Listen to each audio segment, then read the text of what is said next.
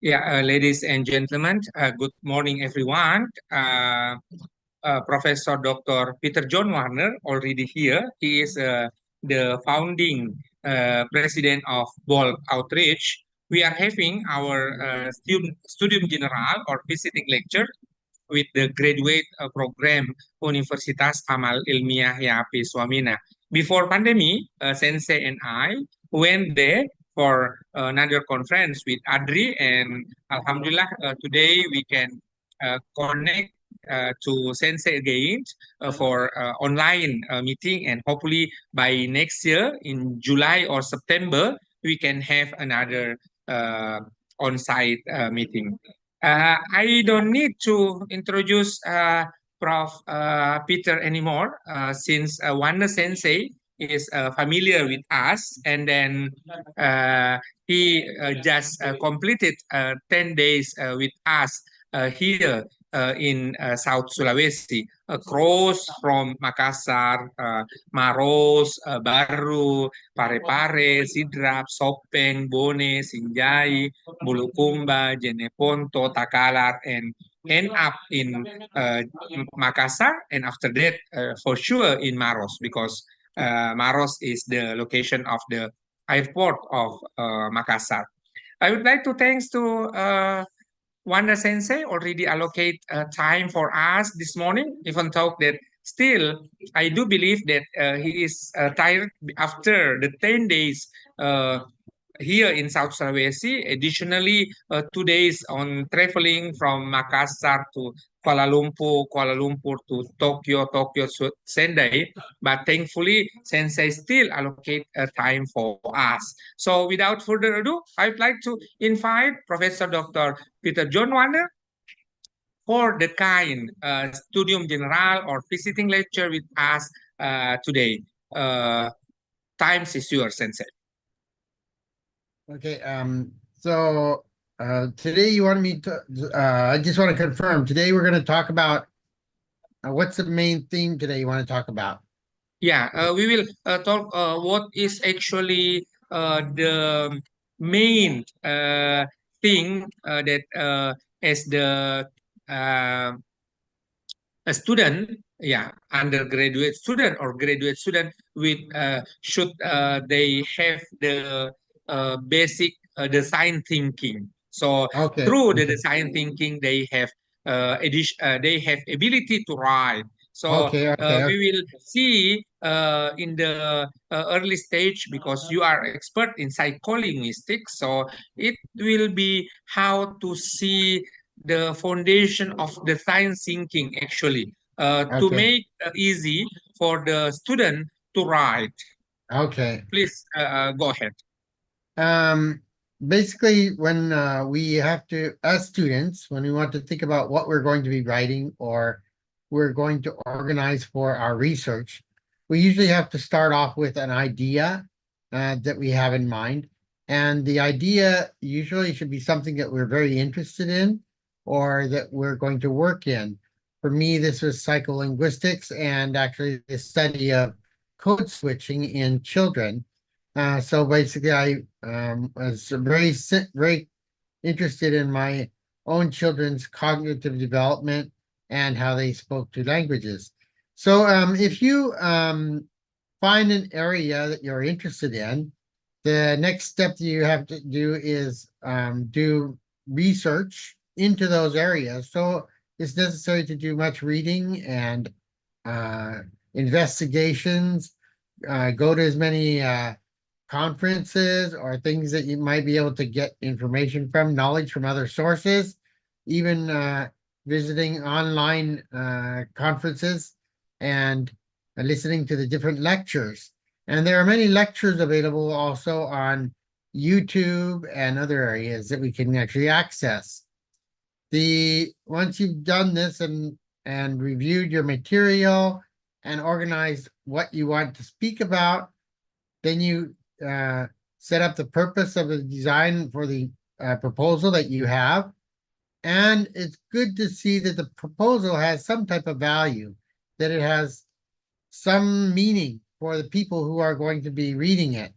For example, if you are going to be applying to a graduate school, then you want to make sure that there is something unique or something special about your research that makes it important for other people, and that they will be interested, especially in the graduate school. You want to make sure that the professors who are evaluating whether they will bring you into the program think that your research will benefit the program and that it will benefit other people.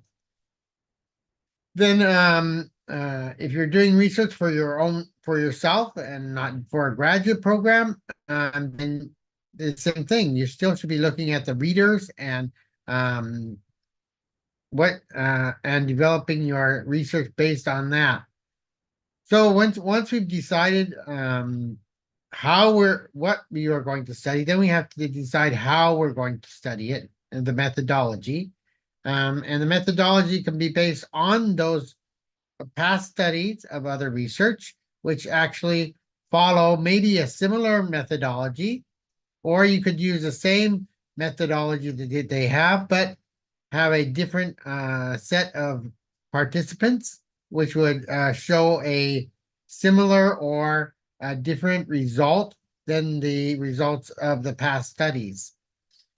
The once you've done that, you generate your results from your uh, questionnaires, or whether you do some type of test or your analysis. And once you analyze the data, you develop a discussion to incorporate the ideas that you discussed in the introduction from the past research, and you see how those are applicable to your research and why your research is valid and why you can justify your research, or why past research may have some variables that should have been entered, but your research shows that they have a difference.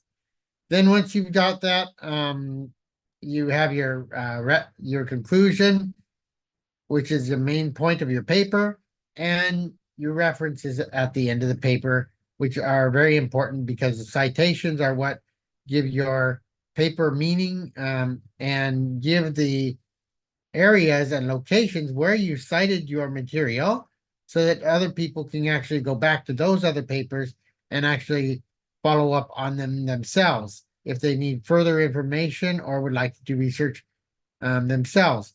Research papers are designed to create opportunities for other people to do research, and therefore it's very important for us to continue to move in this circle of research and continuation of development of knowledge. This development of knowledge is all based on research that is written in this general format. All formats of each journals or your university or wherever you work have a different structure for how they are written. So you have to check those guidelines and then follow them when you're going to apply for your master's or doctors, or for even for the journals that you're going to apply to. Each journal has different specifications. The APA specifications is one of the most commonly used, but if you're in the scientific field or other areas, APA is not selected sometimes. So you need to find out which journal and what type of studies you're actually applying for. So once you've done these, you can actually contribute to the field of providing further knowledge and research for other people, and become an important part of the community. And this is what we are called on to do. And I am the forming president of Balsamo Outreach for Learning and Teaching, which we have had for 15 years. And this organization provides opportunities for students and teachers to actually be involved and do these type of things also. They can actually come to online events like this, where we're discussing how to further develop our research. or they can actually go to face-to-face events where they will actually um where they will actually I'm sorry, where they will actually be, if the events are going to be published in proceedings, or you can take the information that you presented at a conference and you can publish it at another proceeding. So these are all possibilities for what you can do at the time and in the future. So these are things that I would like to stress are opportunities for students. And if you'd like to ask me questions today, I can answer questions regarding how to get into graduate programs based on doing research, or how to continue your career goal. What type of research may help you in your field that you're moving into, or your possible future job opportunities. Um, I'm willing to discuss any of those things today with you based on this knowledge that I've just shared with you. Okay, Dr. Weki, did you want to um, follow up? Yeah, okay, Sensei. That's a kind explanations somehow about the foundation of writing. One more things, how to go further with idea, because we start from idea. So how to Mhm. expand our idea? Please, Mm. Sensei. Okay, as I mentioned a little bit earlier, to expand the best way to expand an idea is, there's two types of ideas. There's original ideas. Original ideas are ideas that you have about something based on experiences that you've had inside your classroom, or experiences you've had in some type of environmental setting, and that you think are important and that should be shared with other people. If you want to write about these experiences, you have to design your experiment, or your what you want to try and show other people. And so, for example, you might have some problem in society that you want to concentrate on. You find what the problem is, and then you analyze how you want to show the problem to the audience or the readers. And then you use your, well, it's not important that you just show the problem and show the data that show that the problem exists. What you also need to do is you need to show some type of solution or possible solution to the problem. To make your research valuable, it needs to have some type of proposal or some type of solution that you're proposing to do. And this will provide some guidelines for other people to move in the same direction if they're experiencing or need to solve the same type of problem in their area. Now, the other type of uh, way of developing an idea, like I said, is to follow the research of a past researcher who has already developed the area, and they will clearly define either a problem, or they define a principle or a theory that we follow for the research that they are presenting. And we'll present that.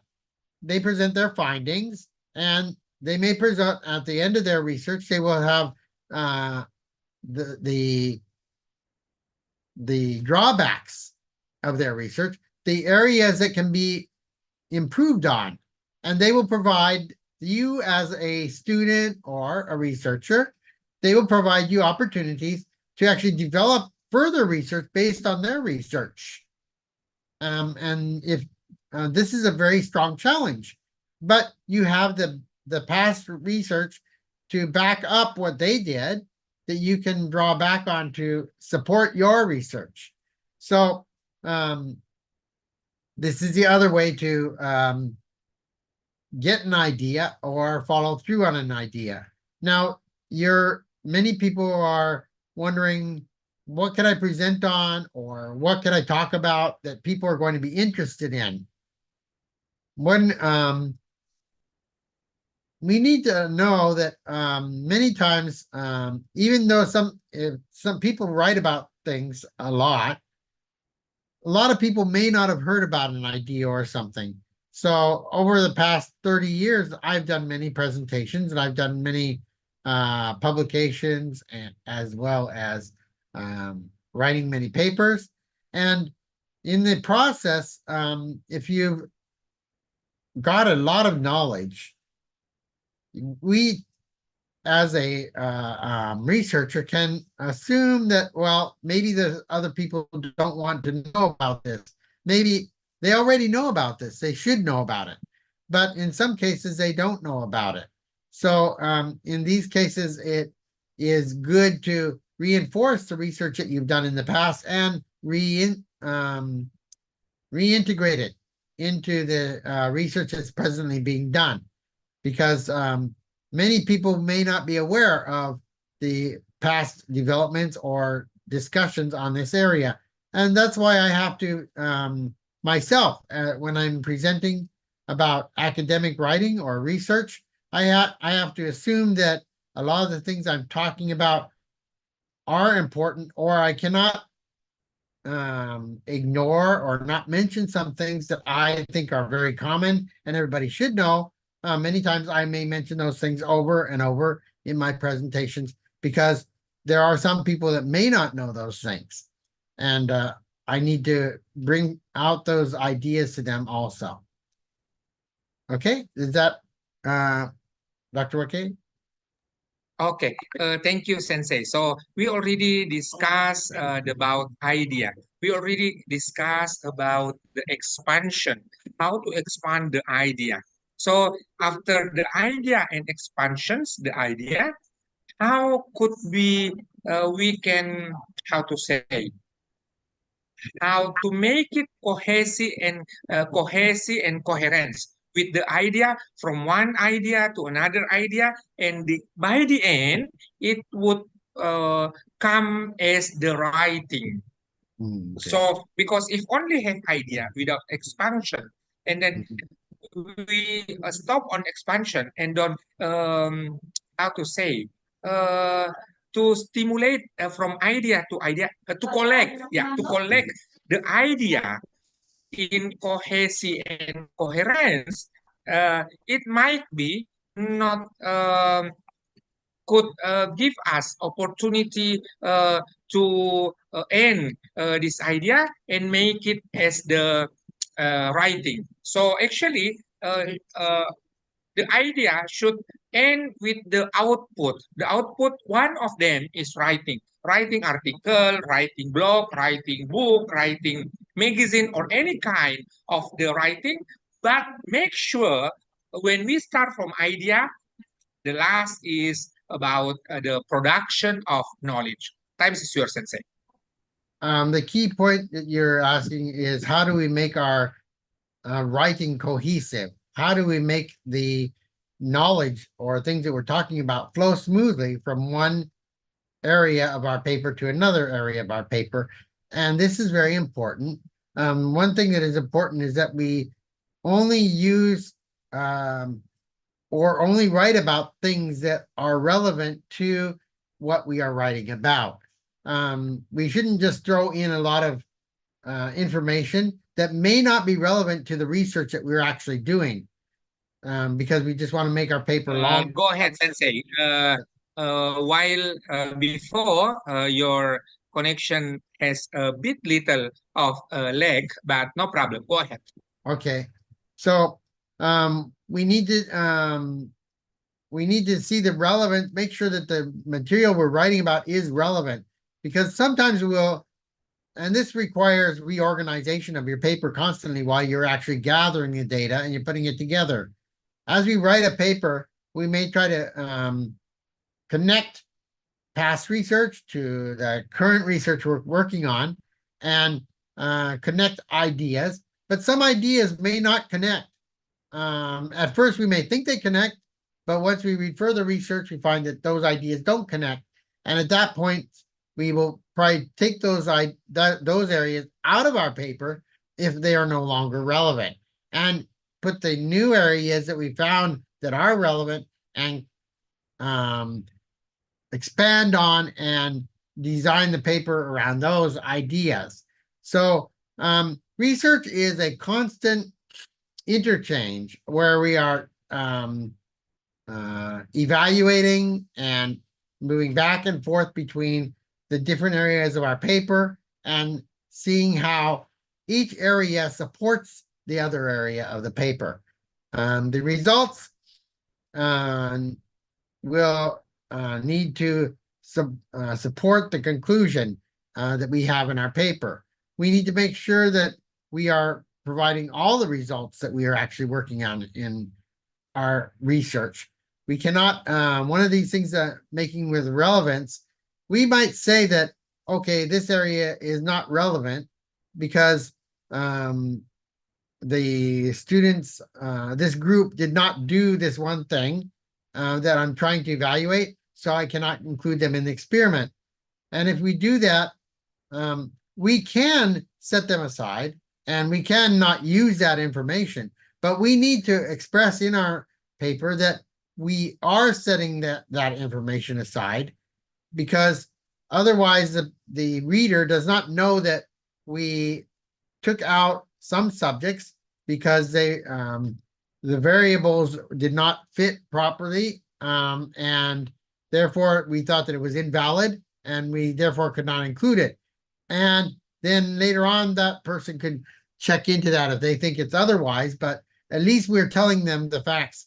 We cannot just only give the things that support our paper only. We need to talk about areas that we actually discard or don't think about if they are if they're relevant in the fact that it shows that you controlled your experiment.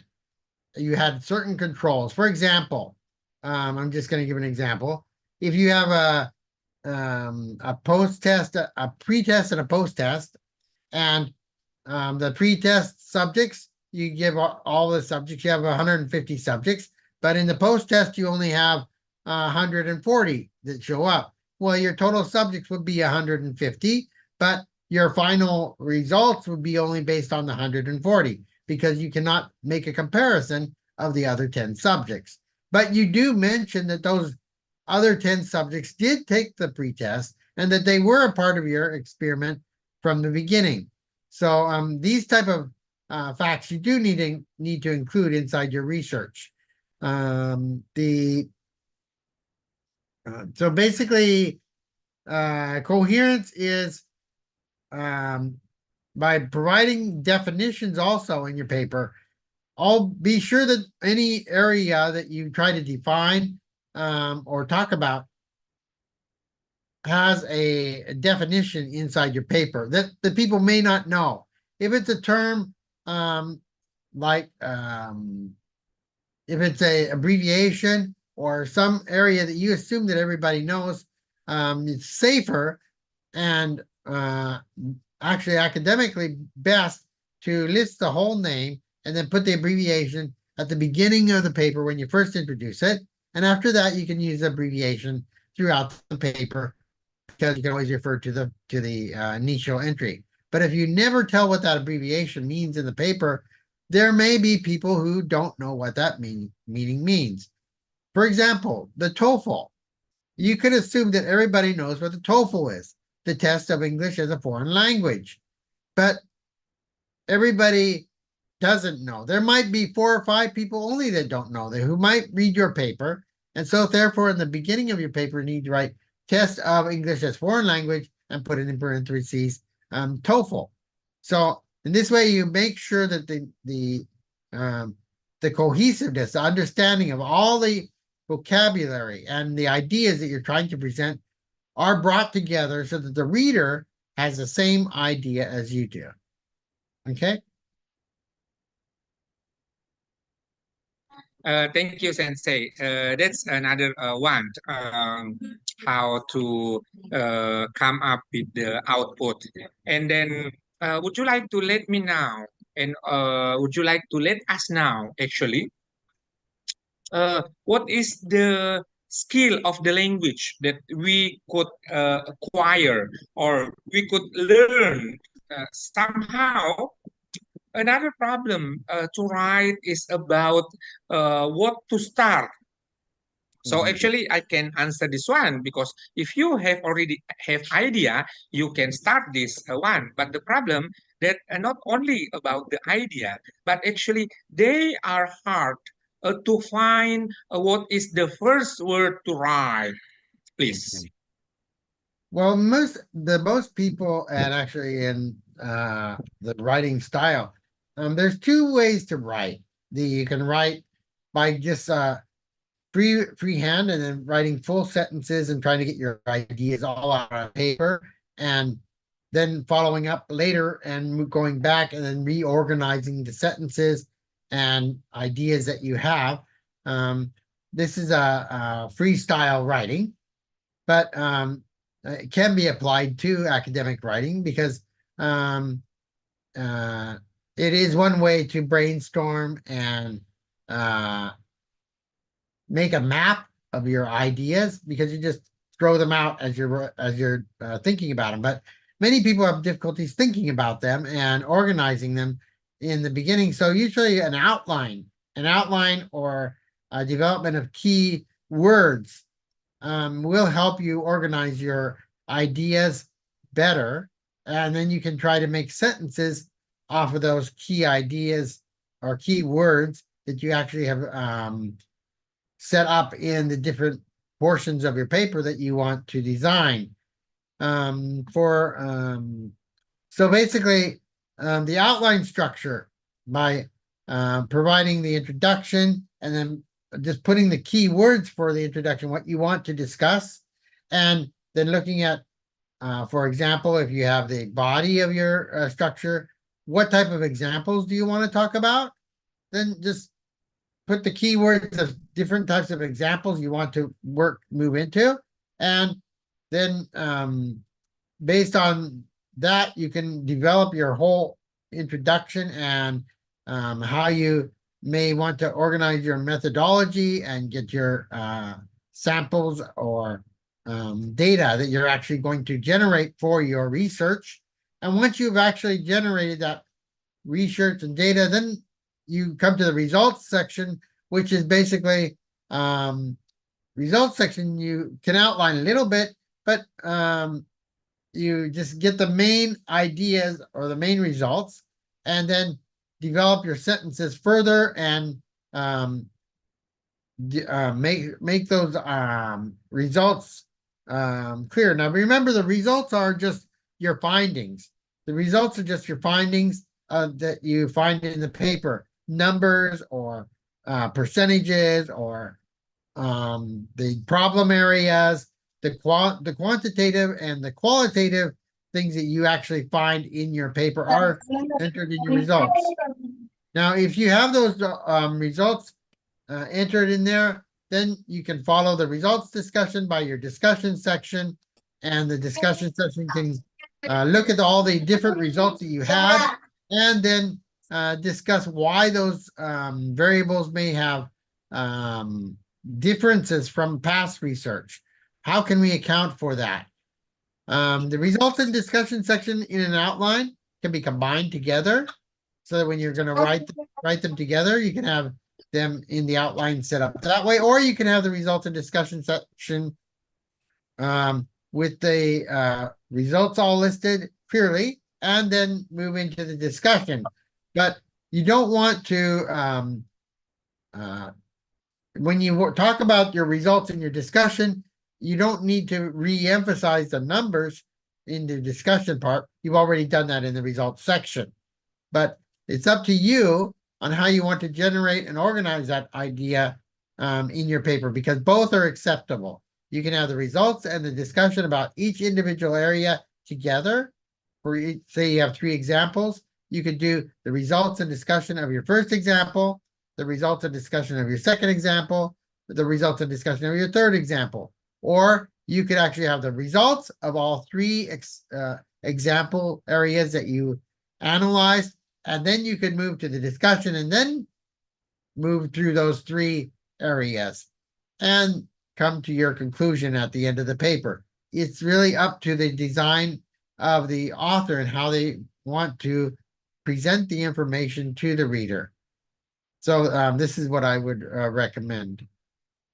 Okay, thank you, Sensei. I would like to invite everyone, if you have any kind of questions, just raise your hand or type the questions over there in the chat box.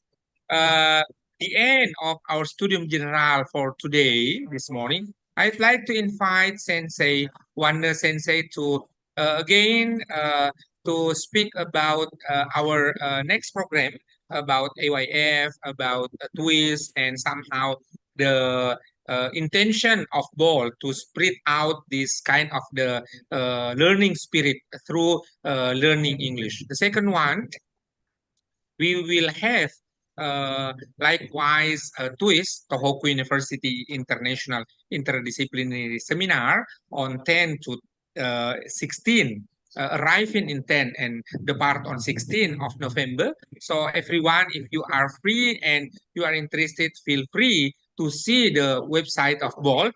You can submit your abstract over there and then let the sensei to see and review. And if you are eligible, so it might be we can see face-to-face program in Sendai. Please, Sensei. Okay, like Dr. Workey mentioned, Bolt has been active with doing various types of conferences and research for students and for teachers, providing them opportunities to publish or to share their ideas. The we have this year we have the Tohoku University International Interdisciplinary Seminar, and this will be our 5th year that we're actually doing this. The seminar will be held from the uh, November the 11th through the 12th, November 11th through 12th, at Tohoku University. That's when the presentations will actually take place. The 11th, it'll probably be starting in the afternoon because for many people traveling from Makassar, most likely if they take the same trip I took, they will be going possibly through Kuala Lumpur, which means they would arrive in Tokyo very late on in the evening, which would make it difficult to get to Sendai there's no trains or no buses by Shinkansen if you arrive after 10 o'clock at night. So basically they would have to sleep in the lobby area or stay at a hotel and then come into Sendai the next day. I actually slept in the lobby area myself just on the way coming here because the sofa was it was good enough, and I was going to be catching the train early in the morning anyway, so I just stayed overnight. Once you there are various trains. If you go through Haneda like I did, you'll have to go to Tokyo Station. If you're out at Narita, you would have to go the Narita International Airport. Likewise, you have to go by Shinkansen. First, you take a high-speed train to Tokyo Station and take a Shinkansen to Sendai.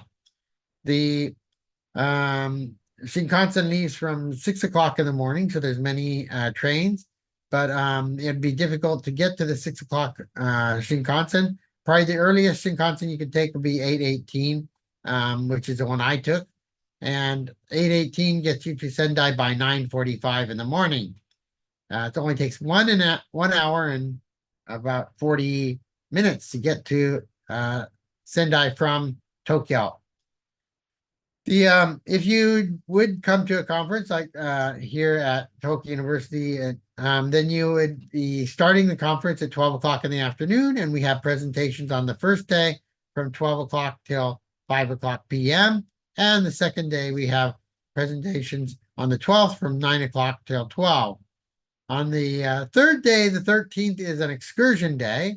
The 13th in the morning, there will be a trip set this time for Matsushima, If you have a, Shinkansen pass for the whole week, which is what we recommend for everybody, you can get the transportation is already paid for within the 1 week JR pass, which lets you ride on any JR railway throughout Japan. So basically, you can go anywhere as long as you are here during that 1 week. You can go during that 1 week. Now the 13th, after the 13th, people would be leaving Sendai at about 1 o'clock in the afternoon, and then leave for Tokyo. And then whatever you have set up for Tokyo you like to do, whether it's Disneyland or seeing some other events that people can choose and select what areas they're going to do. And the 14th and the next day, there's a trip set up for Saitama. So you can take a train to the Saitama College.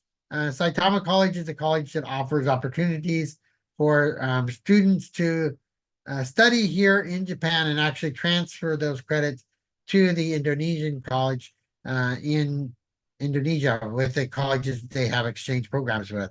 So they can see that program there and follow through. And then the next day they would be able to go back to the airport and return to Indonesia. Now, like I said, this is a type of format for our international conference. And inside that international conference, during the 11th and 12th, we also have a different type of Asian Youth Forum, which gives the youth, if you know any college students that want to come to this event, they can come and participate also by listening to lectures, and they can also be active in a student generated separate event outside where they will actually try to develop and create their own presentation on the student perspective of an environmental change. So they can talk about changes in their country and their perspective. We're going to be having one or maybe two, depending on how many students are going to be coming to Asian Youth Forum, which will be incorporated inside the Tohoku University International Interdisciplinary Seminar. So it may be only just one presentation representative of all the students working together outside simultaneously during another time period while the professors are presenting. Now, AYF tries to provide the students with opportunities to meet with other students. The hopes are that if there are students coming from Indonesia, that they will be able to see other international students on campus as they walk around campus and be able to experience another culture here in Japan. So Asian Youth Forum is being held in different countries all around Asia. And this is one of the Asian Youth Forums being held in Japan in conjunction with the international event, which we try to do for all of our functions. We try to get the students to work with faculty and other researchers so that they will develop into researchers themselves and be able to provide something, some new developments when they go back or work on those developments and even develop their future and what they actually want to do.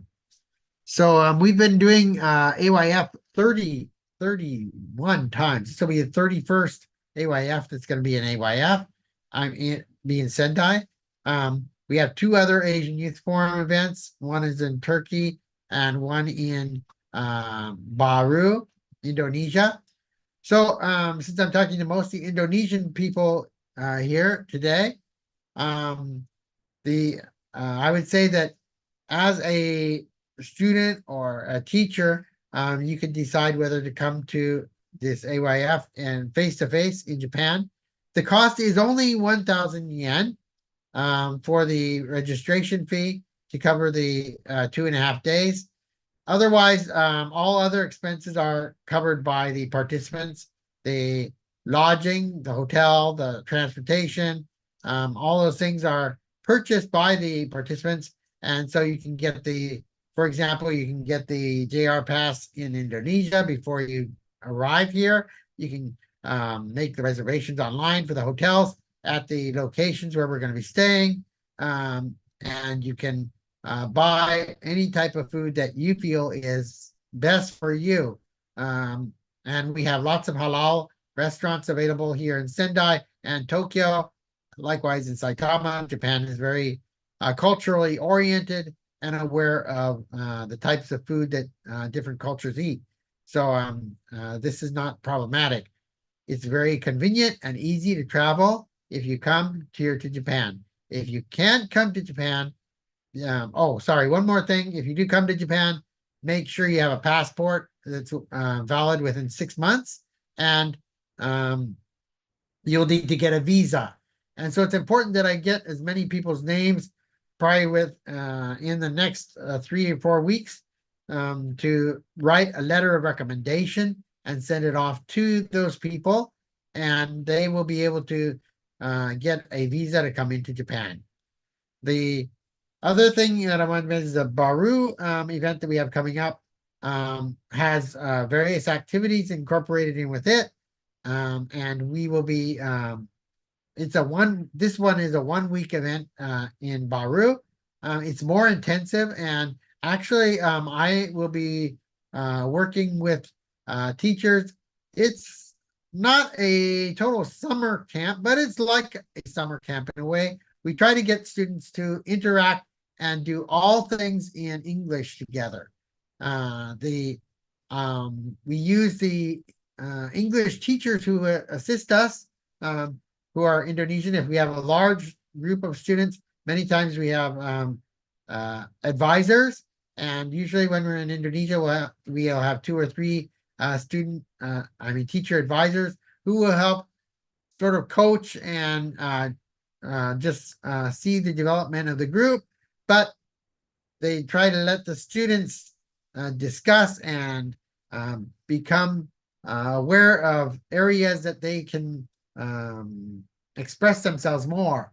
So we try to do this also while we're with the Asian Youth Forum. Besides in Baru, besides the Asian Youth Forum, Bolt is going to be having 2 other events piggybacking off of it at the same likewise.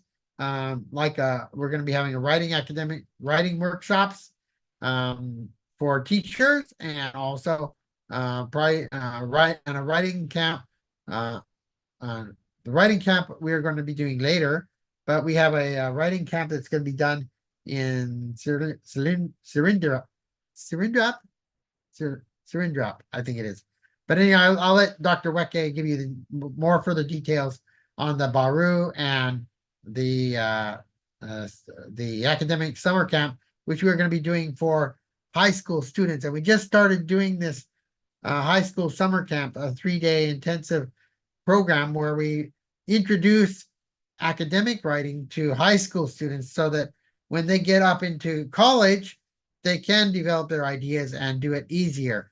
Because I believe that as professors or teachers who are now teaching in the colleges, if you would have had the same opportunities in high school to try and develop ideas and write academically, it would have made it much easier for you to write in English for international or for publications that we have coming up. So these are the things that we have coming up, and we welcome you to possibly join. Thank you, Sensei, for the brief information about how to write, and then at the end, a bonus about AWF, about TUIIS, and everything. I'd like to thanks to everyone already joining our visiting lecture for today. It is impactful situation where the student, even that undergraduate and graduate, will follow with the writing. Bapak Ibu, terima kasih telah bergabung. Apa yang disampaikan oleh Prof. Peter John Warner terkait dengan writing, idea, dan sebagainya sangat kita perlukan dalam kaitan proses akademik. Bagi Bapak Ibu yang memerlukan sertifikat, nama dan email serta WhatsApp nomor WhatsApp saya ada di chat box. Silahkan kirim namanya dan asal perguruan tinggi dan Pasca Sarjana Universitas Amal Ilmiah Yapis Wamena menyiapkan sertifikat sebagai apresiasi atas kehadiran kita semua. Sekali lagi terima kasih dari Akademi Kopi Pagi Indonesia. Kami sampaikan terima kasih banyak atas kehadiran Bapak Ibu sekalian. Thank you to Sensei already let us have our Saturday lectures for today. It might be a very good opportunity for us to learn together, but even though this is the first online program with the graduate program of Universitas Amal Ilmiah Yapis Wamena and Institut Ilmu Sosial dan Ilmu Politik Yapis Biak, but this is not the end. Let us invite you for the near future. By the end of July, inshallah, there will be another workshop. There will be another studium lecture, studium general or visiting lecture in collaboration with Himpunan Mahasiswa Pasca Sarjana TUIIS in Surabaya. Thank you again, Sensei, and have a nice evening. For those I who are just want to Muslim, say, thank okay. you. Wassalamualaikum warahmatullahi wabarakatuh. Thank you, Sensei. Okay, Thank you, also everyone. double check your chat. I did put the Bolt Outreach address and my email address if you want to contact me. Sure. Also. Ya, Bapak Okay. Ibu, website Bolt ada di chat, emailnya Sensei ada di situ. Kalau ada informasi, pertanyaan, feel free to contact Sensei. And see you for AYF. Next September will be 15 to 22 of September in Baru. Yeah. Okay. Thank you, Sensei. Thank you. In Baru. Okay. Bye-bye. Bye. Have